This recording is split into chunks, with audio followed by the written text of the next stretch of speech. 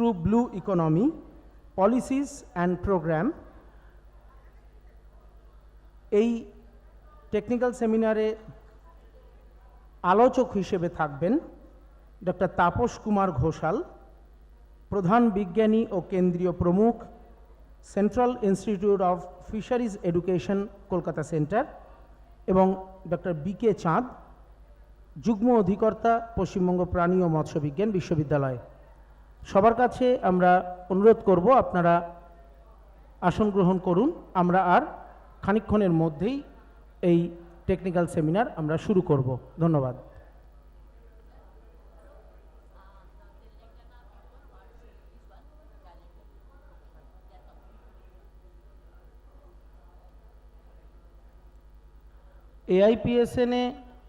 AIPSC-তে যারা এসেছেন, সেই তেলেঙ্গানা স্টেট তারা একটি ক্যালেন্ডার প্রকাশ করবেন এখানে এখন। এই ক্যালেন্ডার প্রকাশ অনুষ্ঠানটি হয়ে যাওয়ার পরেই আমরা আমাদের আজকের টেকনিক্যাল সেমিনারে ঢুকে যাব।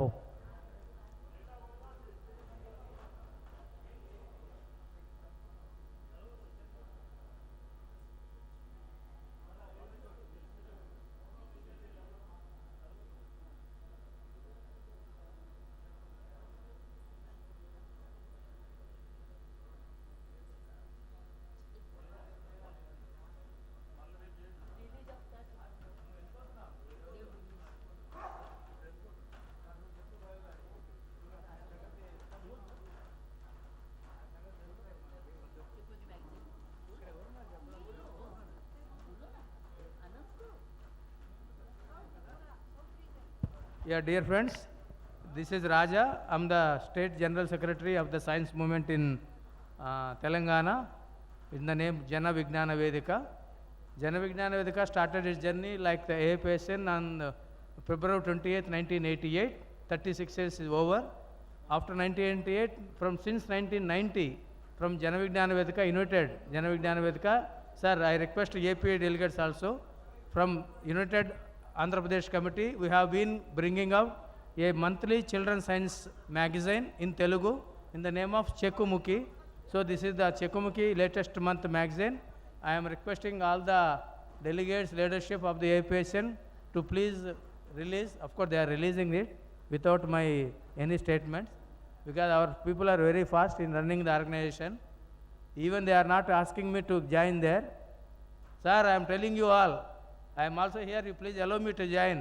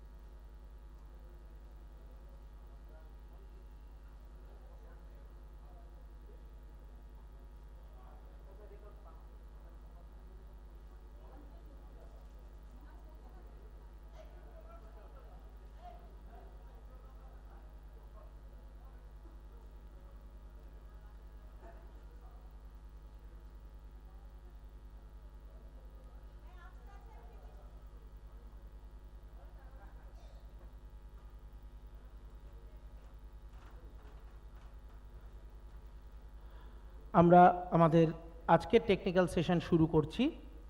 আমি অনুরোধ করব ডক্টর তাপস কুমার ঘোষাল ওনাকে মঞ্চে নিয়ে আসার জন্য, এবং ডক্টর বিকে চাঁদ স্যার। ও আচ্ছা, তাপসবাবু আসছেন, ঠিক আছে।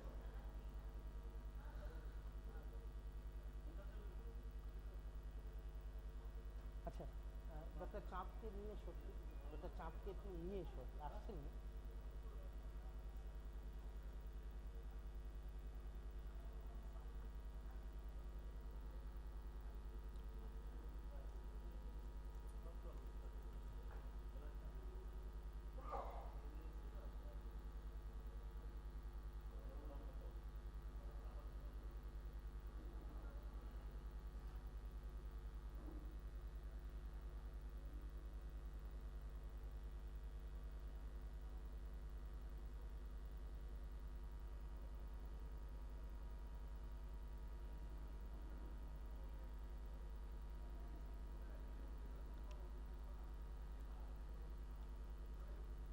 ন্যাশনাল ফিশারি ডেভেলপমেন্ট বোর্ড আয়োজিত technical seminar driving growth through blue economy policies and program. এই টেকনিক্যাল সেমিনারের আজকের প্রধান দুই বক্তা ডক্টর তাপস কুমার ঘোষাল, প্রধান বিজ্ঞানী ও কেন্দ্রীয় প্রমুখ, central institute of fisheries education Kolkata centre, এবং ডক্টর বিকে চাঁদ, যুগ্ম অধিকর্তা, পশ্চিমবঙ্গ প্রাণী ও মৎস্যবিজ্ঞান বিশ্ববিদ্যালয়। আমরা এখনই এই অনুষ্ঠান শুরু করব, এই টেকনিক্যাল সেমিনার শুরু করব। আপনারা যারা ইতস্তত রয়েছেন, আপনারা সামনে এগিয়ে এসে বসুন। আমাদের দুই বক্তাই এসে গিয়েছেন, আমাদের অনুষ্ঠান এখনই শুরু হবে।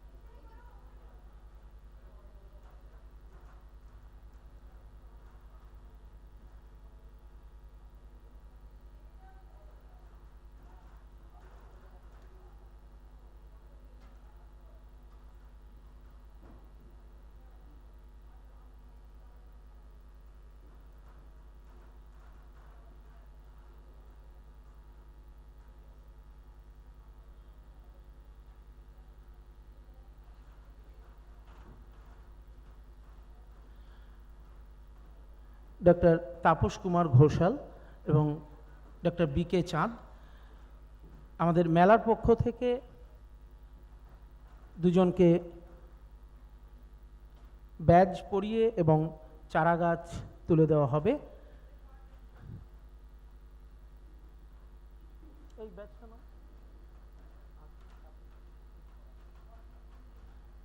ডক্টর তাপস ঘোষালকে ব্যাচ পরিয়ে স্মারক এবং চারাগাছ তুলে দেওয়া হচ্ছে মেলার পক্ষ থেকে।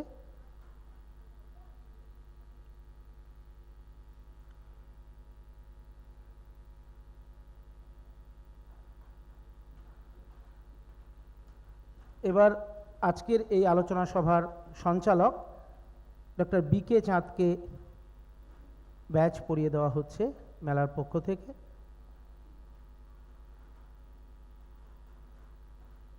চারাগাছ এবং স্মারক তুলে দেওয়া হচ্ছে।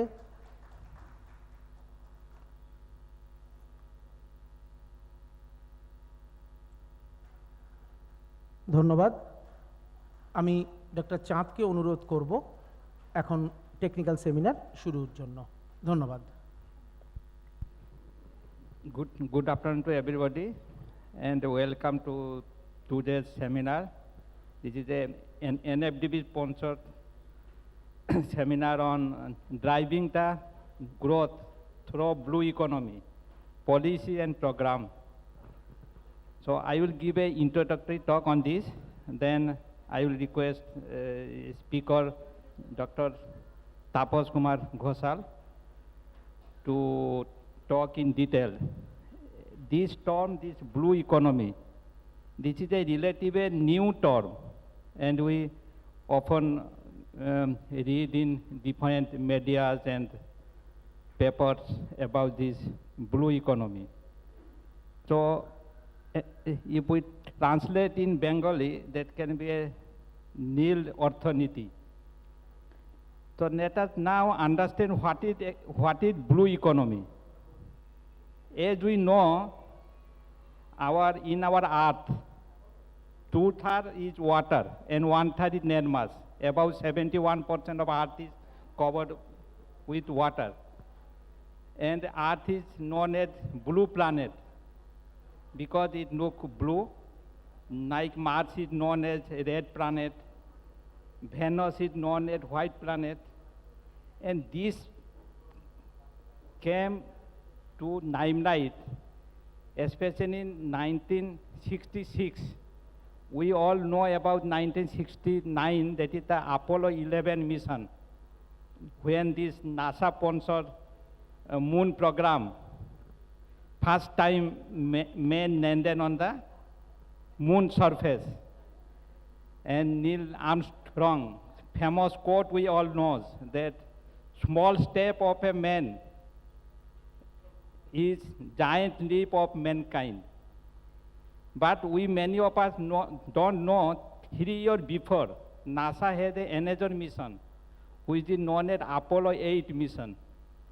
Apollo 8 mission was a manned mission, where spacecraft reached the orbit of the moon. And astronaut Bill, he took a photograph of Earth from moon orbit, and that famous photograph, if you search in the Google, that is the rising Earth, or the Earth rise. That is a very iconic photograph. Color, it was initially from the space, it was a black and white, but then on the land it was developed with a color.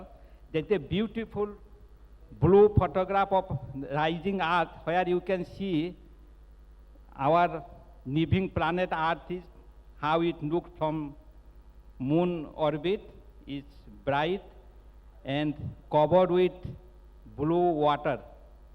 And there, from that photograph, generate lot of awareness among the human mankind about the environment and how Earth environment is different than other dead planets.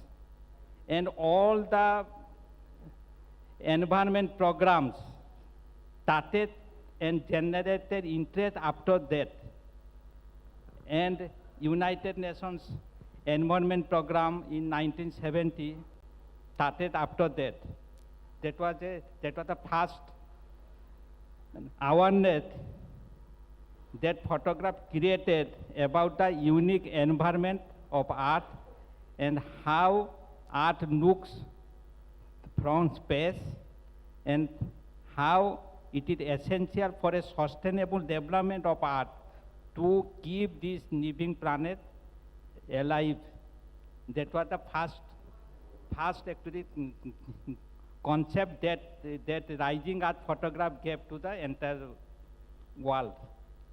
Then and after that many governments, they focus on how that is sustainable development and environmentally sustainable development, and one country and one leading country was in India. And India in 1981, perhaps first time in the world, any countries created a development known as Department of Ocean Development. That was created in 1981, and subsequently that department was upgraded, and now it is known as the Ministry of Earth Science. And after that, this blue economy, this term was first coined by a renowned professor,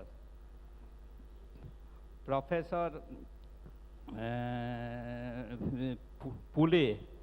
He is from University of United Nations University. He coined that term and used it extensively in his writings. That is the blue economy. First, actually, he actually conceptualized how a economy can be built on using the water resources, which is 2/3 of the earth. And after that, in 2012, there was a third Earth Summit, United Nations Third Earth Summit in Rio, city of Brazil, where blue economy was a key activity of that Third Earth Summit. And subsequently, United Nations in 2015 launched a program which is known as Sustainable Development Program. That is a 15-year program starting from 2015, and it will continue up to 2030. Before that, it was Millennium Development Program.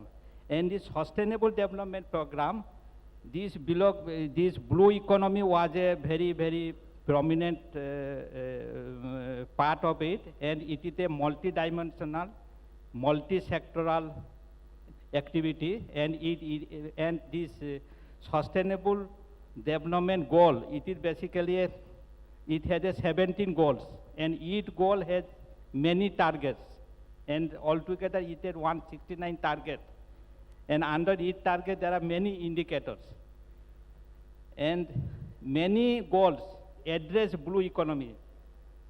For example, goal number 14, which is life below water. There are a lot of activity which actually address the blue economy. There is a goal number 4, which is zero hunger. It also focuses on blue economy, how this aquatic food production can take care of global hunger.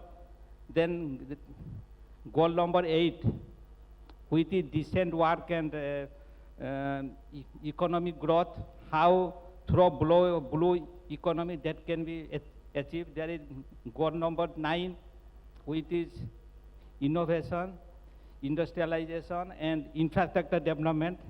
There are lot of activity come under blue economy.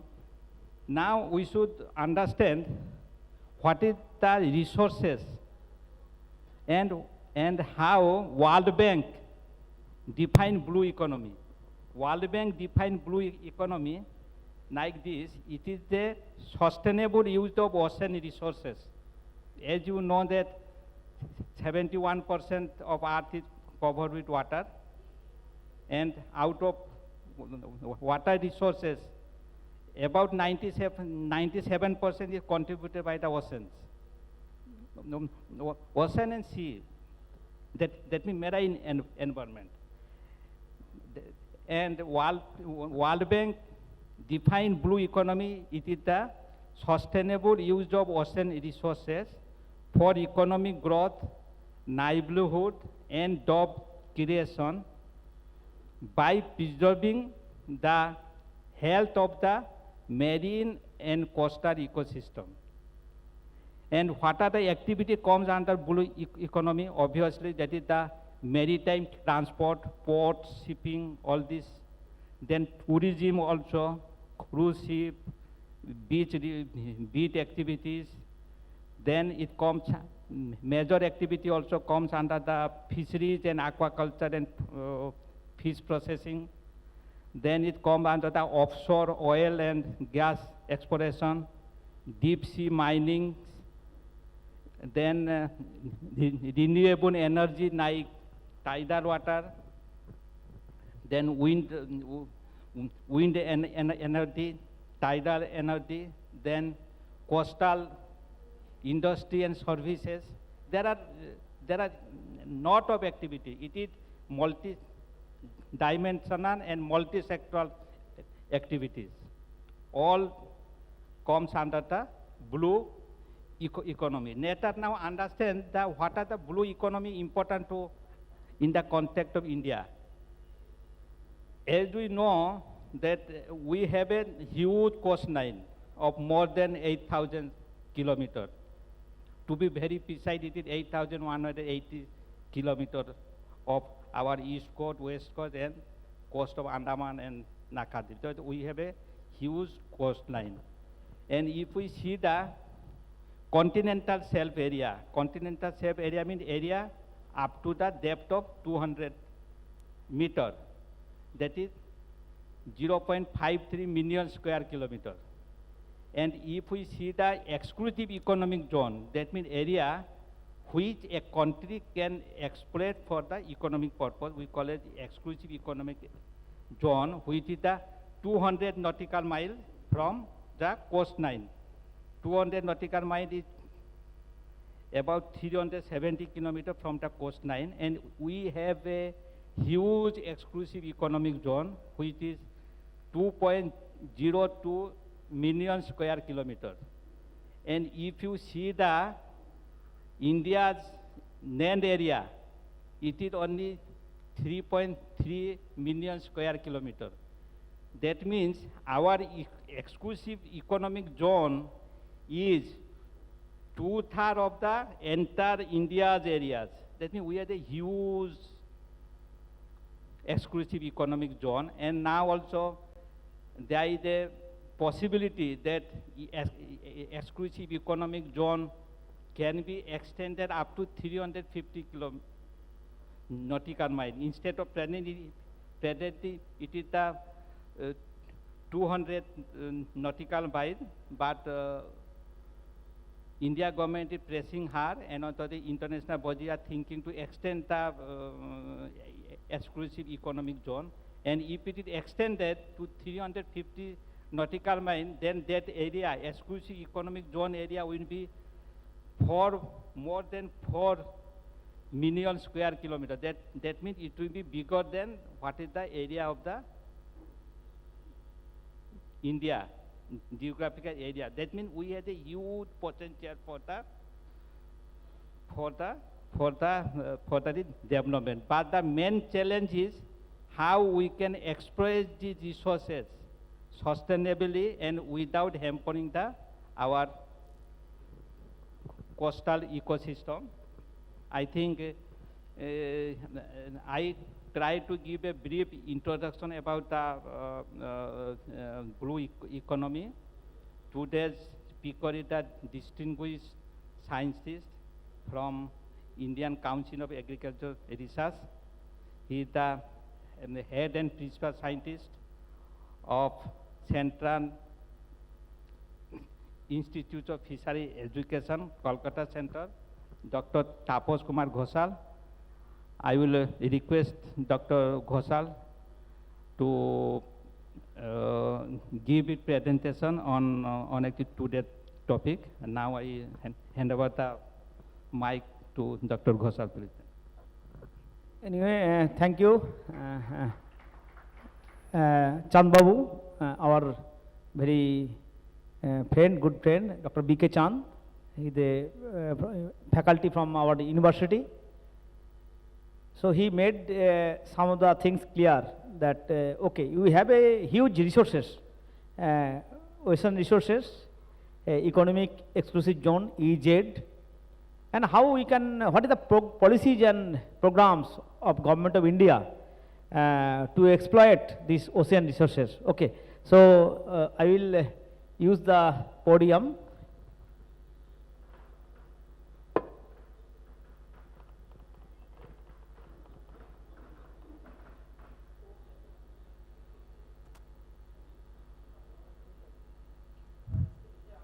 So,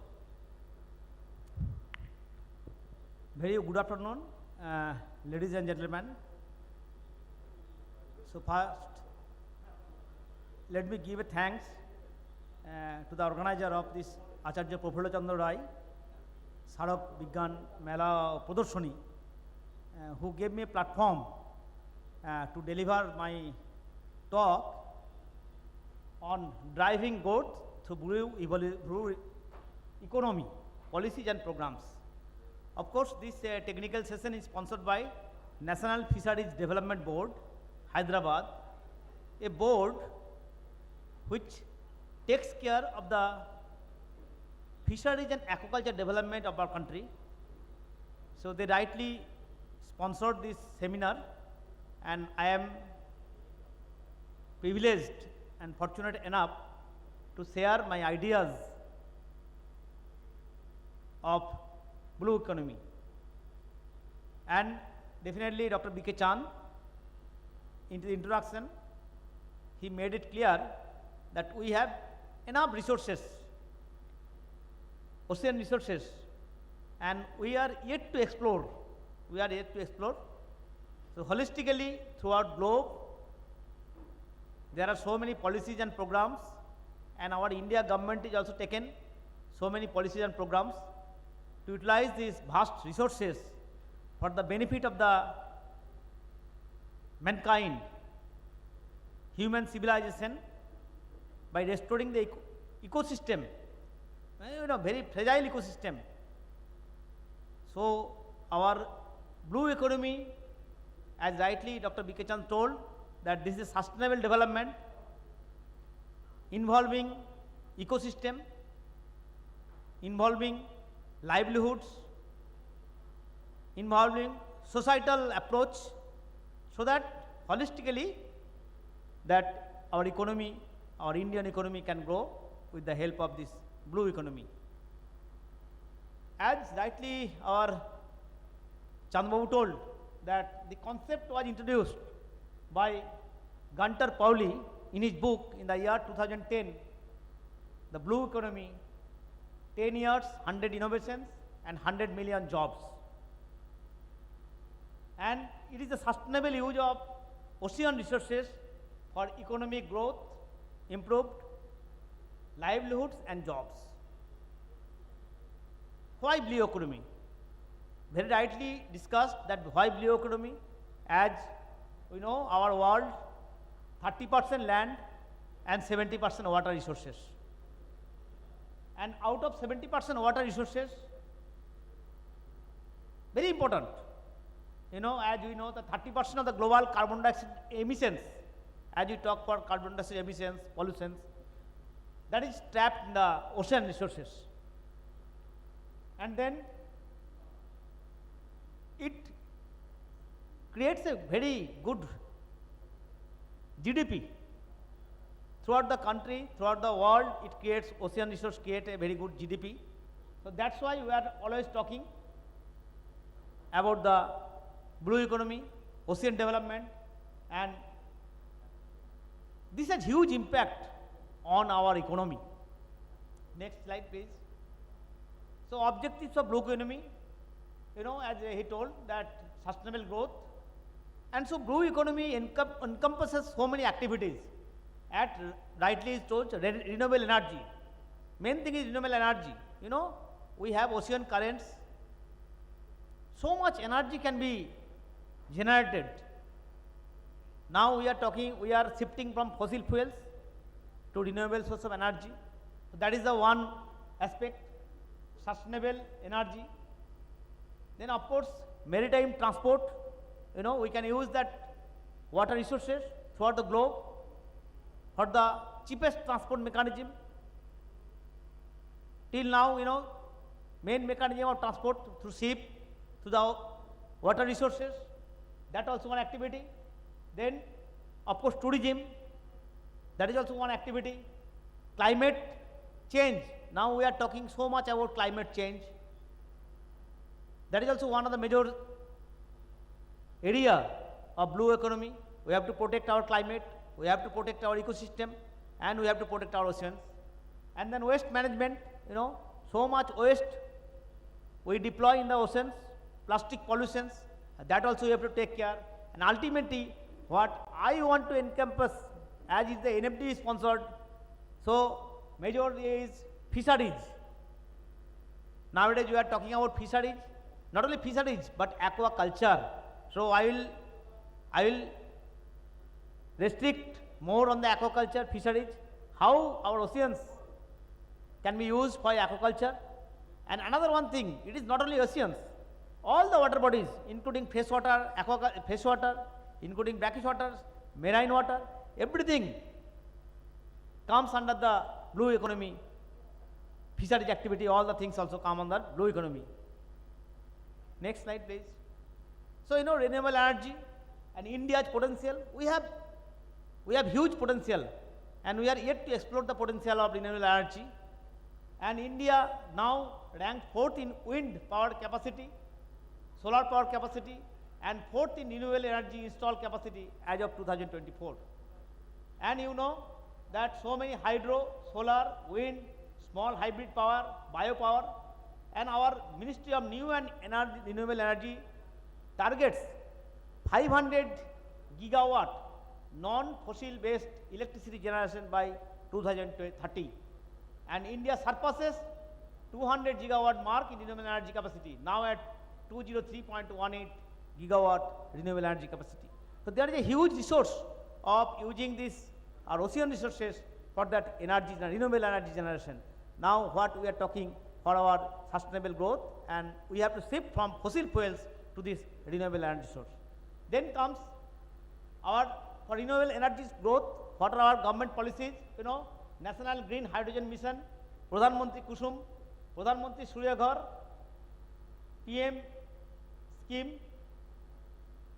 program on high efficiency solar power modules and green energy corridors. And this is to boost the renewable energy production, enhance energy access, empower farmers while reducing dependency on fossil fuels, and together they signify India's commitment to a cleaner energy landscape. Next. So now I will come to fisheries and aquaculture and India, its potential. Now in our country, as rightly Chandbabu told, marine resources, we have huge marine resources. Length of coastline is about 8,118 kilometers. I think some of the students are there from our fisheries college under this university. So they know these things, and what rightly he told that exclusive economic zone, 2,002.02 million square kilometer, and what Chandbabu was rightly telling that now from 200 nautical miles we are going to expand up to 350 nautical miles. So we will have a exclusive economic zone of about 4 million square kilometer, which will be much more than our land area. And there we have enormous scope to utilize these resources for our livelihood development and for our wealth creation of India.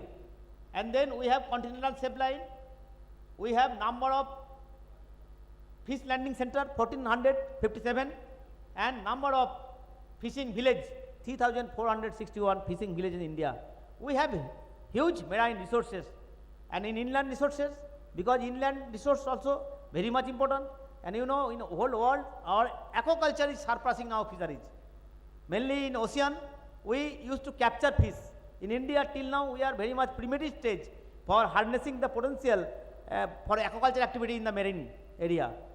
Because if you see some of the countries like China, they have utilizing this ocean resources for aquaculture activity with cage installation of that cage, in the sea, and then they are utilizing these things in the algal production, mass, that seaweed cultivation.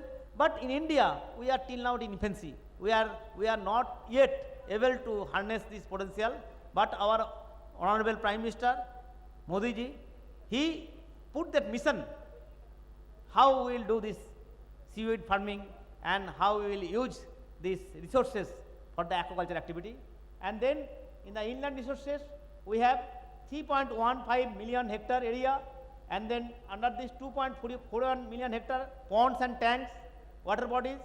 Then brackish water area about 1.24 million hectare, and we have river and canals 0.19 million kilometer, and we have floodplain lands like Assam, and that so many floodplain area of 0.8 million hectare. We have huge amount of resources, and now India is privileged to be the second in the world, second aquaculture producer, and in the total fish production also we are second. And we are producing now about 17.5 million metric tons of total fish production. About, that means 175 lakh tons of fish and aquaculture things we are producing from India, and we are second in the nation. But if you compare ourselves from China, they are the first, but the difference of marks between first and second is huge, because China has done very well. They have progressed far than us. But if you see last few decades, last 4-5 decades, we are also in very good limelight, and our aquaculture sector is treated as a sunrise sector. So many industries are coming up, so many entrepreneurs coming up. If you see in 1950 our total fish production was only 0.75 million metric ton, means 7.5 lakh ton, only 7 lakh ton. And from 7 lakh ton, now after 75 years, about 70 years, we are 175 lakh tons. Huge jump, huge jump. So we have to, definitely we have to do lot of things in the aquaculture activity.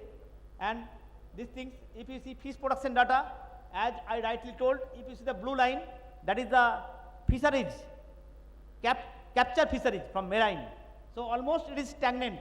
But if you see our green line, it is the aquaculture. It is the human activity. It is about farmers' activity. And now we are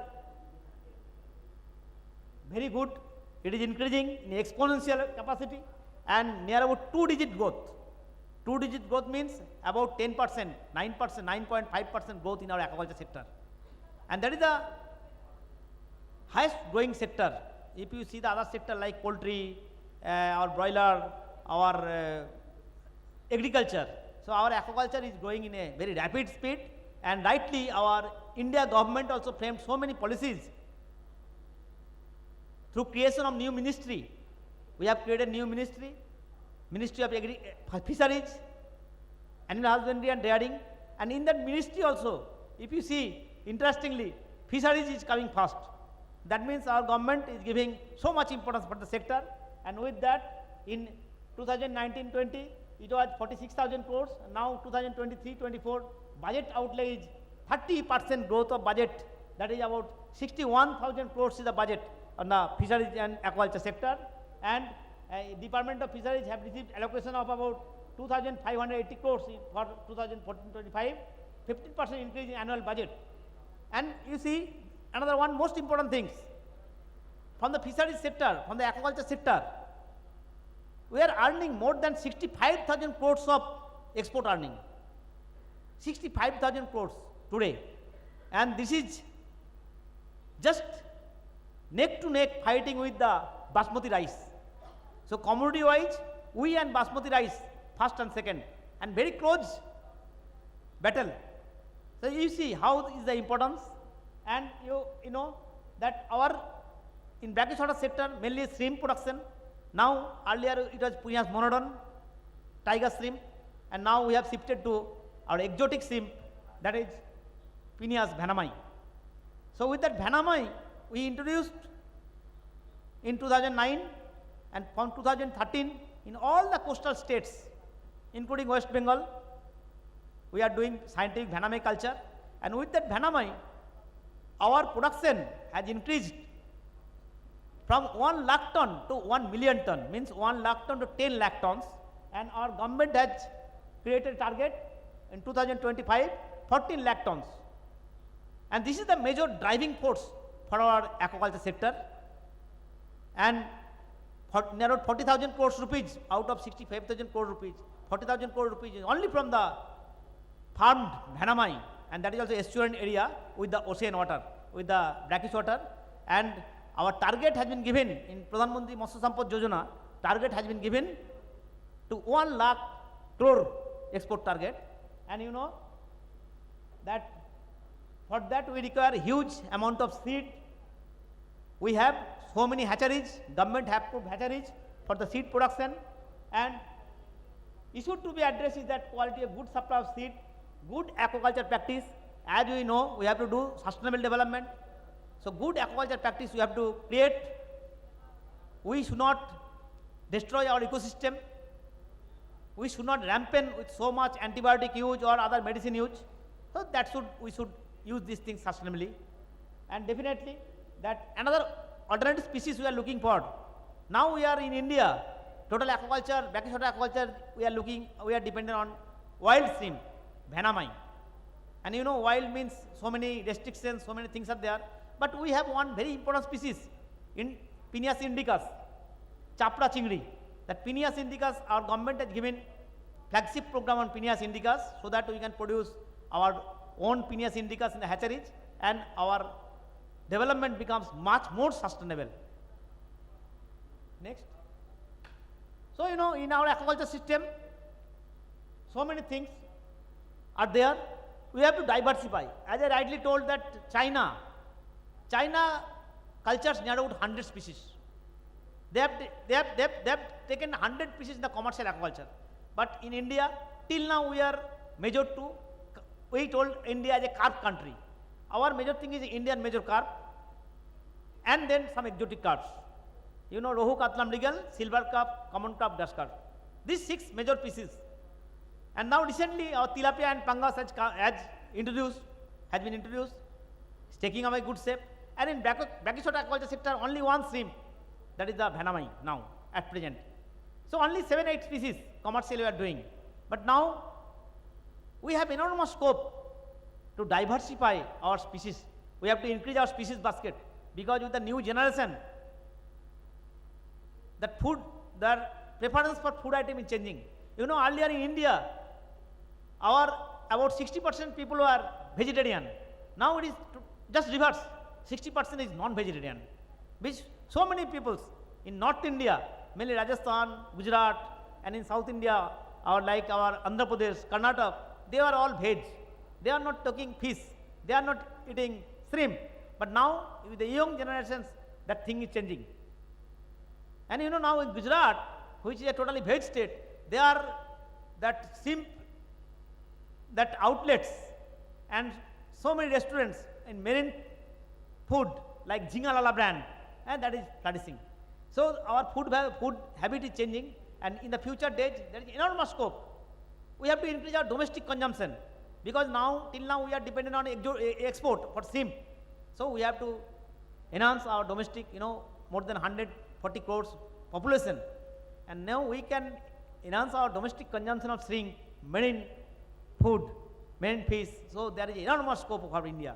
And so as I told rightly, that monoculture of catfish, tilapia, integrated fish farming, freshwater prawn culture, the new system, enclosure culture, cage pen, new systems like biofloc, recirculating aquaculture system, tank-based culture, shrimp culture, crab culture, seaweed, and integrated multi-trophic aquaculture practice. These are the new system we have to adopt. And now we are very privileged that with the NFDBs, creation of NFDB, creation of new ministry, so much fund flow is there. You know, I will come, what are the fund is there, what are the budget is there, so that our farmers may be benefited. Next. So our new goals have been given, very high target, as our sector is doing very good. So we have been given a production target of 18 million tons from the aquaculture sector 2030, and capture fisheries you have been given a target of 6 million tons, total 24 million tons in 2030. From brackish water 2 million tons, freshwater 15 million tons, marine 1 million ton. And then in 2047 we have been given a target about 40 million ton, from aquaculture 30 million ton, and from capture fisheries about 8 million ton. So to achieve this target, you know, this is our things. Carp to remain as main species for domestic need till now. India is a carp country. Then shrimp to remain as main focus for export, and then species diversification. Of course, high value species. Nowadays we are seeing some of the high value species like our pabda, like our singi, magur, crab. These are now limelight. So many farmers are doing culture of this species. And then mariculture. Of course, I told that very unexplored area, mariculture. We are very, till now we are very not done much well in mariculture sector. But now with the government support, so many cages has been installed in different Indian oceans and some other oceans. So in future days from the cage culture we will harness a good aquaculture resources. And then farming of non-food species like our ornamentals, species, ornamental fish, pearl culture and seaweed culture. So they are the things, and we have to achieve Viksit Bharat in 2047 and to become a developed nation, because we are claiming that by 2047 definitely India will be a developed nation in terms of economy, in terms of all other goals. So definitely aquaculture is the major thrust areas.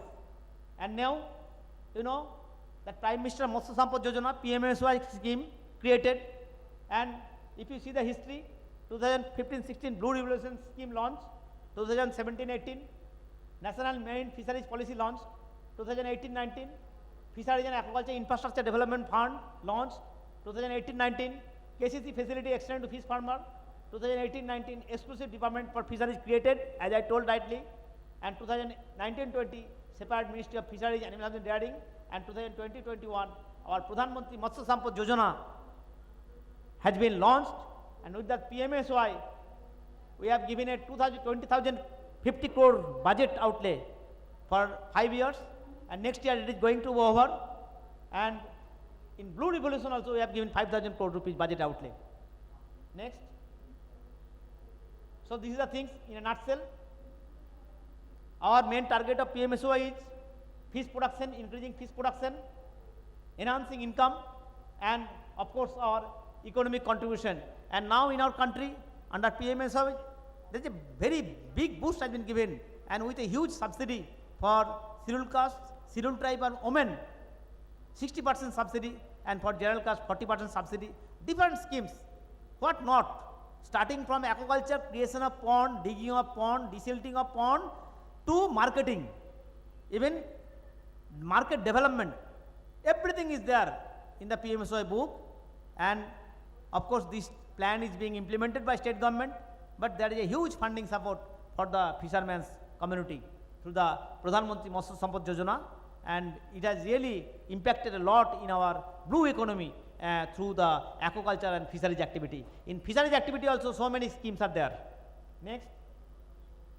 So definitely we have to safeguard our marine resources.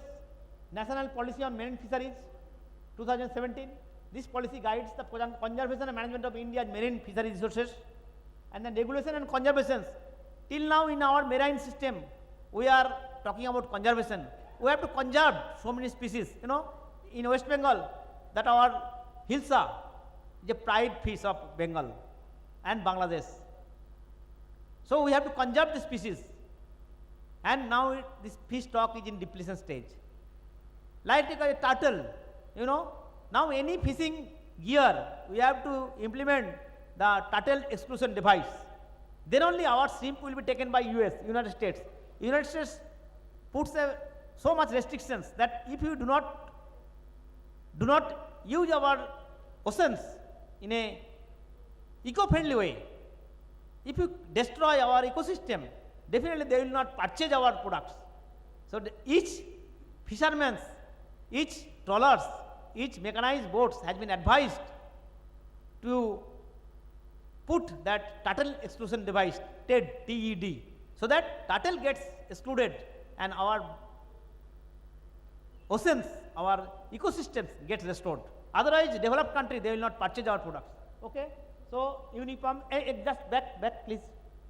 So, then uniform fishing ban in our India, in different states, fishing ban has been imposed in different tides, so that our fish get bred and our resources are conserved. And then prohibition of destructive fishing methods.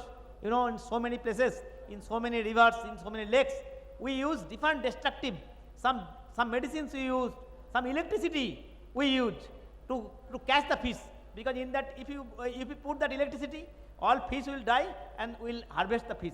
So these are the banned activity. And then use of artificial LED lights for fishing, and promotion of sustainable practices, encouraging sea ranching. We have to ranch. We have to put fish in the sea. We have to put fishery resources back to the sea. We should not only harvest. We have to put back. And then installation of artificial reef. Reef is a very important aspect of our ocean. Due to global pollution, due to carbon dioxide, high sea level, all the pollution effect, our coral reef is getting destroyed.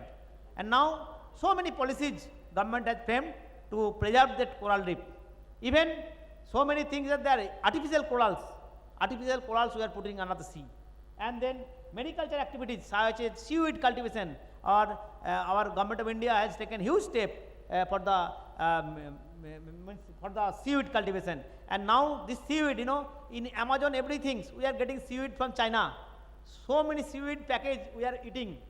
So there is a huge scope for India to explore our ocean resources. Next. So as rightly Tanvu told, sustainable development goal, 14 goals was there. Hunger, zero hunger. Then another one goal is our blue economy.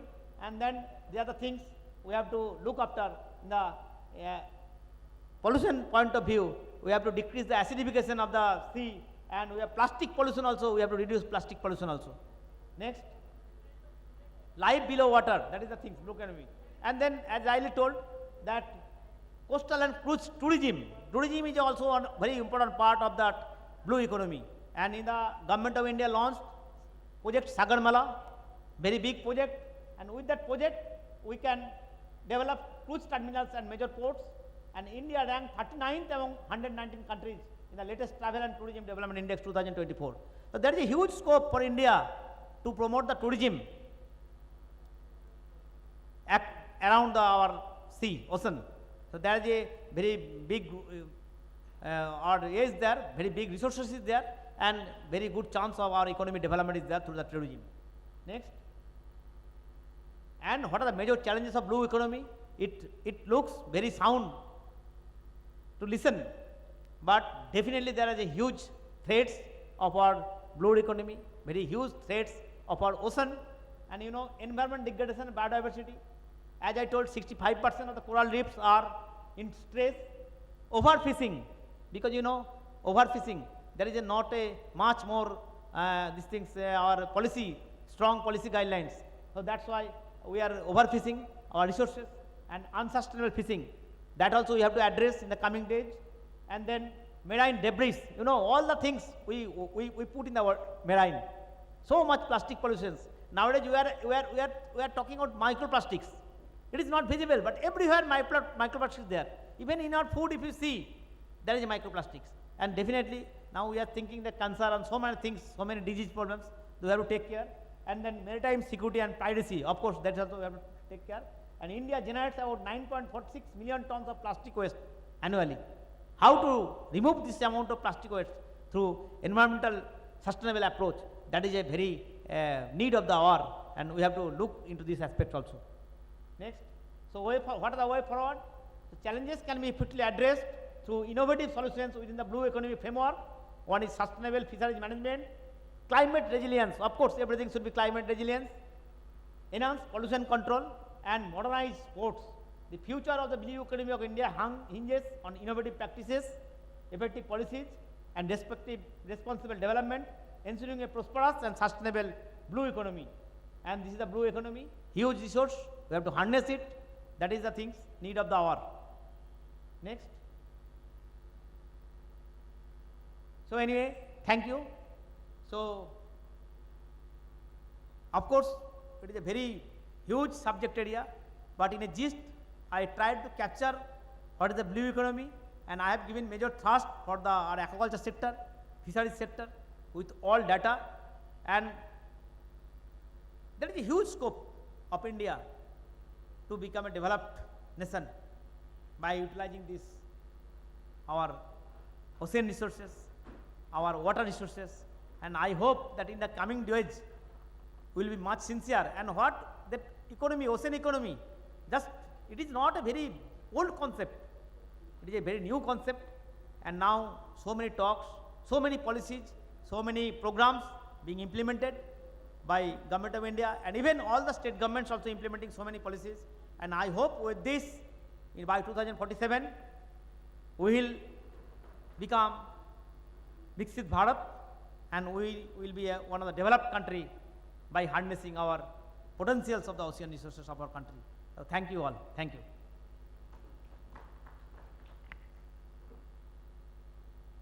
Anything, if anything, any discussion, anything? Yes, Chandra. Thank you, Dr. Ghoshal, for his very informative, insightful, yet very lucid presentation. I think he covered all pertinent aspects of blue economy in the context of aquaculture and fisheries. Now I request the audience, if they have 1-2 questions, then it will be nice.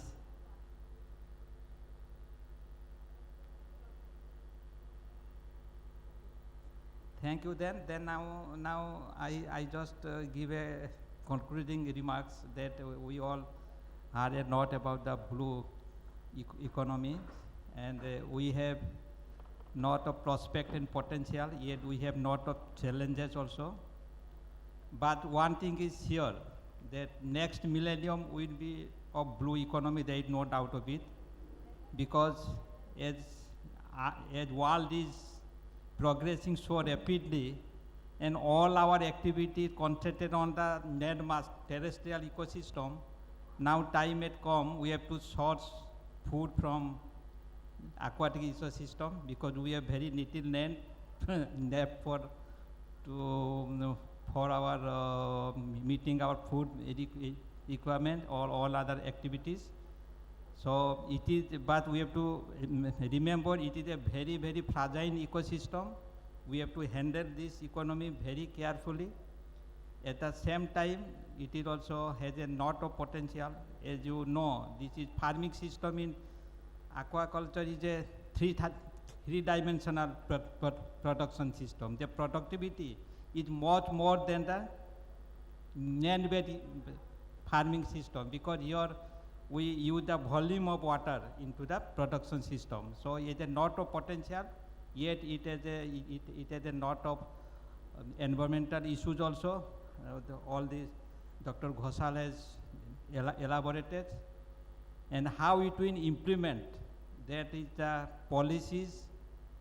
We have a good policy, and to implement good policies, we must have good programs or action areas, and we should have a good people to implement. So we call it a 3P, policies, program and people. If they are blend in a right way, then it can make a impactful development.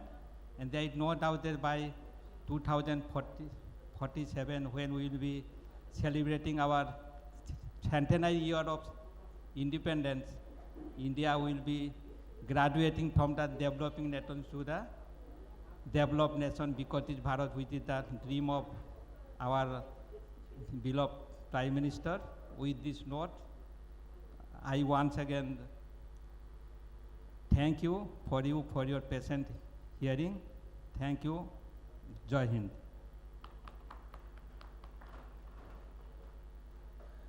ধন্যবাদ doctor BK. চাঁদ এবং প্রধান বক্তা doctor Tapas Kumar ঘোষালকে আপনাদেরও ধন্যবাদ জানাই। আমাদের আজকের এই টেকনিক্যাল সেমিনার এখানেই শেষ হলো। ধন্যবাদ।